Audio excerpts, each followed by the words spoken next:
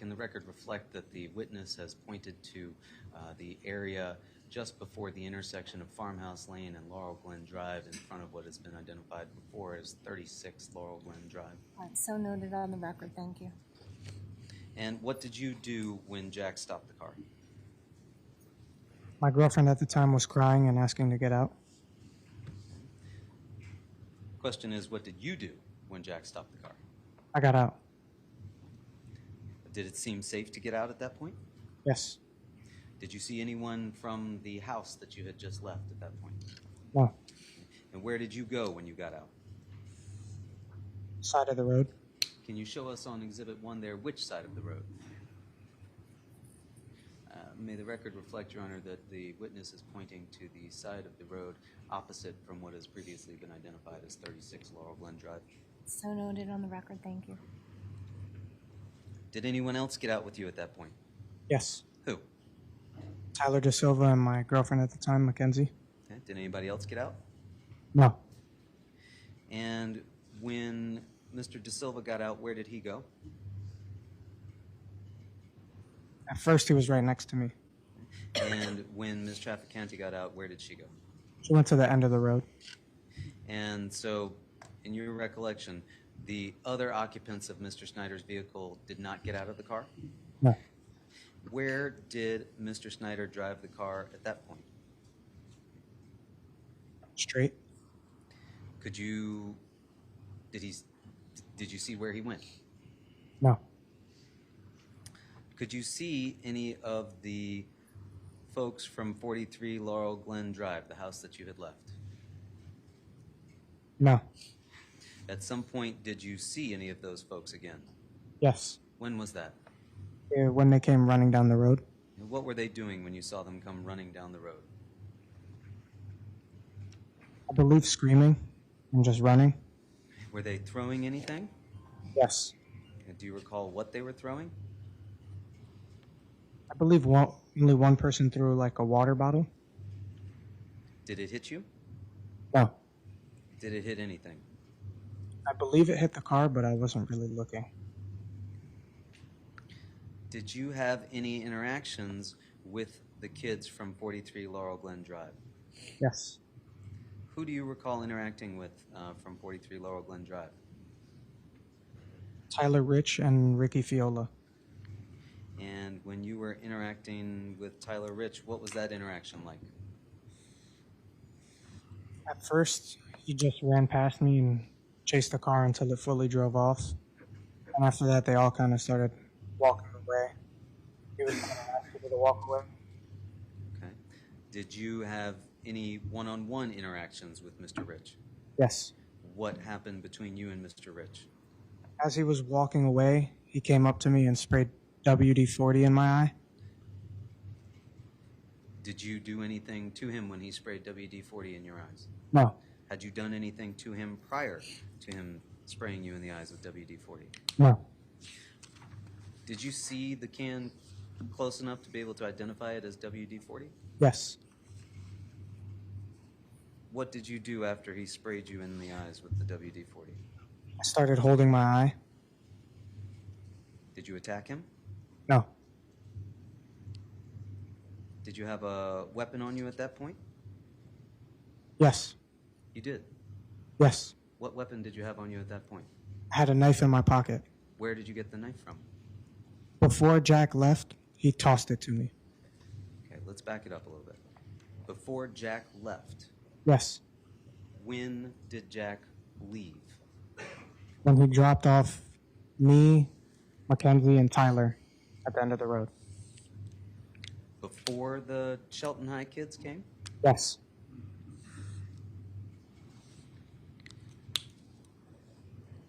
Put us there. Tell me how Mr. Schneider gives you this knife. Mackenzie exited the vehicle. I got out right behind her, and then Tyler got out from the passenger. Me and Tyler were standing on the side of the road. Right before Jack's about to drive off, he says, Objection as to what he says. You can't tell us what anybody else says. You can tell us what they did. he tossed the knife. And What did you do when he tossed the knife? At first, it hit me and then fell on the floor. I picked it up and said, "What are you giving me a knife for?" And what did Mr. Schneider do at that point? He said, Objection, hearsay. Can't tell us what Mr. Schneider said. Your Honor, I would claim it not for the truth of the matter so much as the effect on the listener. You want to lay the foundation for that because I'm going to ask the jury to leave just to leave the jury.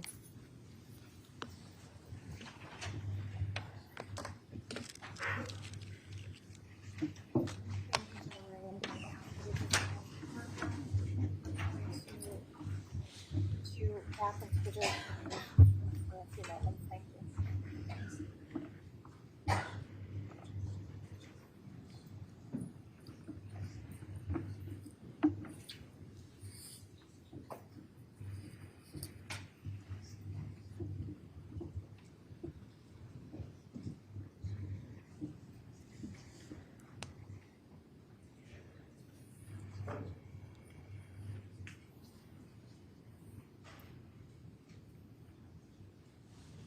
All right, Attorney Smith, I ask the jury to exit because as we've often stated before, phrase that we like to use, I guess we can't, it's difficult to unring the bell. So you're claiming this as not being offered for the truth of the matter. I'll see an offer of proof on that outside the presence of the jury. Your Honor, he's just described what sounds like a surprising, unplanned event, and somebody has just thrown a knife at him, he claims. I'm not sure what he's going to tell us Mr. Schneider said to him at that point, but given the circumstances of the situation that he has described, I think it's important in a case where we're talking about what his intent was, in particular what his intent was with this knife, that we've already had other testimony about Mr. Schneider giving to him, and Mr. Schneider's version of what happened in that account.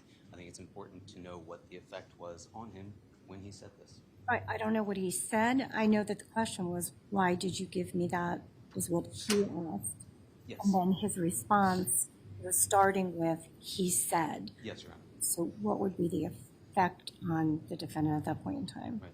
As far as understanding what he was thinking when Mr. Schneider gave him this and what Mr. Schneider is telling him as far as why he is giving that to him, I think in this situation and under these circumstances, again, whether or not it's true, whatever Mr. Schneider said to him, what the effect on him was. Why don't you establish outside the presence of the jury right now what the effect was on the listener, the defendant, from hearing whatever the statement is before I make a decision, and then I'll be heard by the state.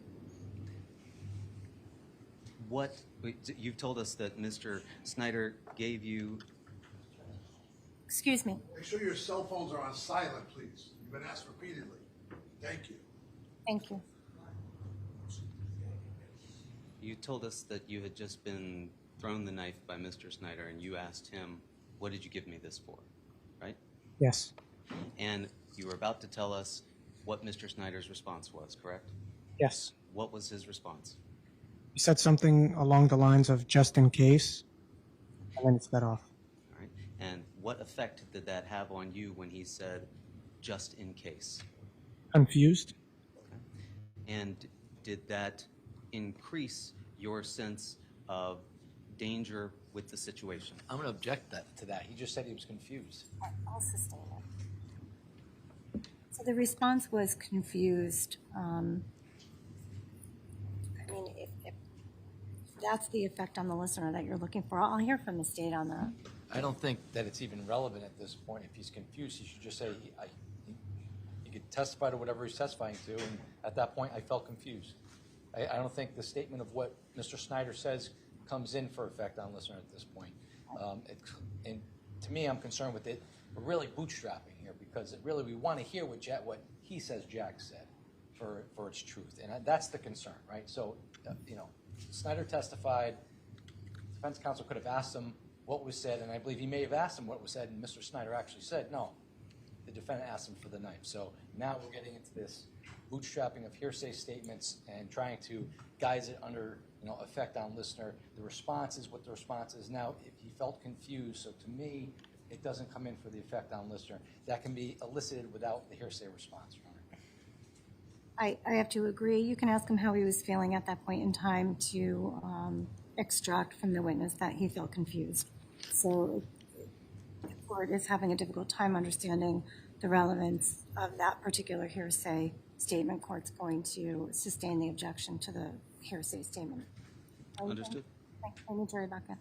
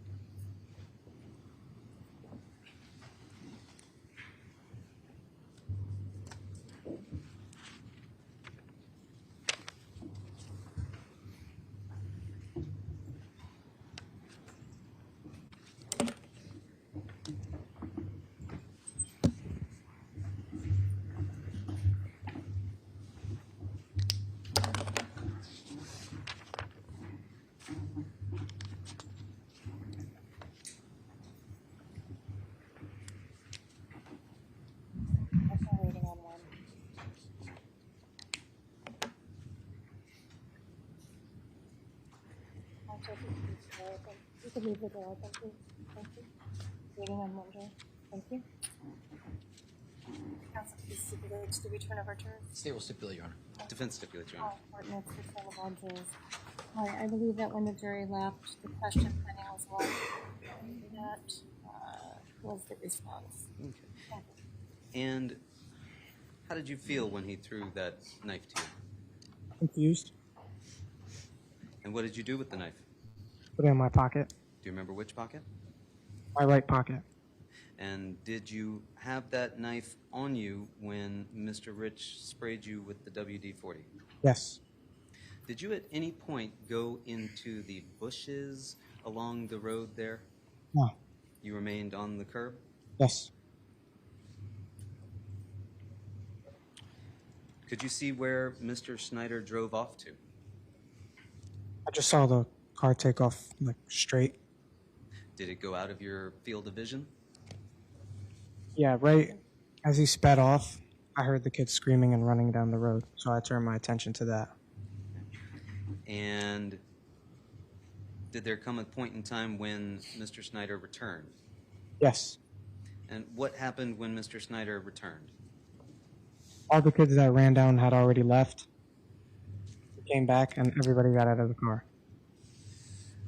Other than the interaction with Mr. Rich, did you have an interaction with any of the other Shelton kids while you were down there on the side of the road? Yes. Who else was that? Ricky Fiola. And what was that interaction like? He saw Tyler Rich spray me with the WD-40 and he came up to me.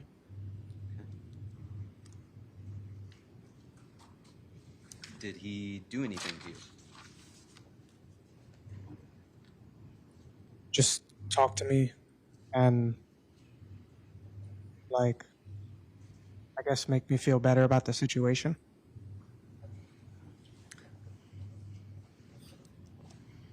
When the vehicle came back, did Mr. Schneider park the car?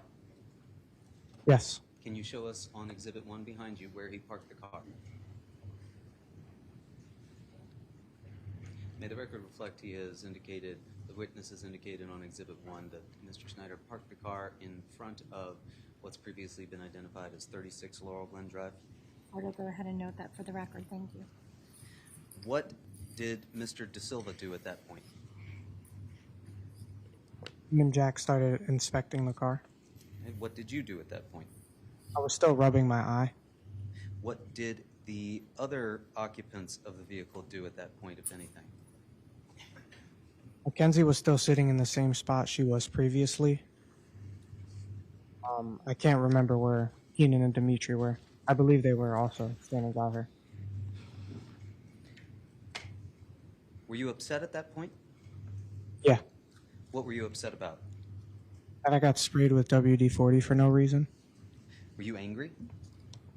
No, more confused on why he did it. Did you know Tyler Rich prior to that? Yes. How did you know Tyler Rich prior to that? Same as all the other kids I knew from Shelton. Seen them at parties, drank with them before. But you'd never been to that house before. No, Did you know that that was Tyler Rich's house? no. Were you still scared at that point? Yeah, Were you more scared or more confused? more confused.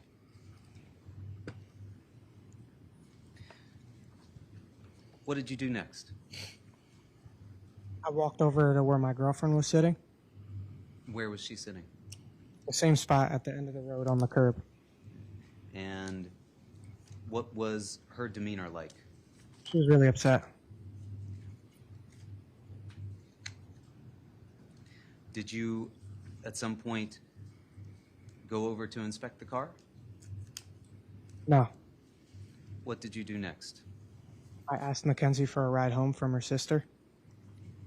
And was her sister present? No,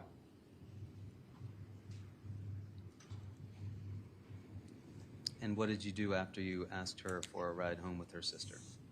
I started waiting there Where were you waiting? by my girlfriend and by the car. Can you point out to us on the exhibit where that was? Had she remained in the same position during the course of these events at the end of the road that you've been describing to us? Yes, And what was she doing while she was waiting on the curb? Could you see? she had her head down, like in between her legs, looking at her phone.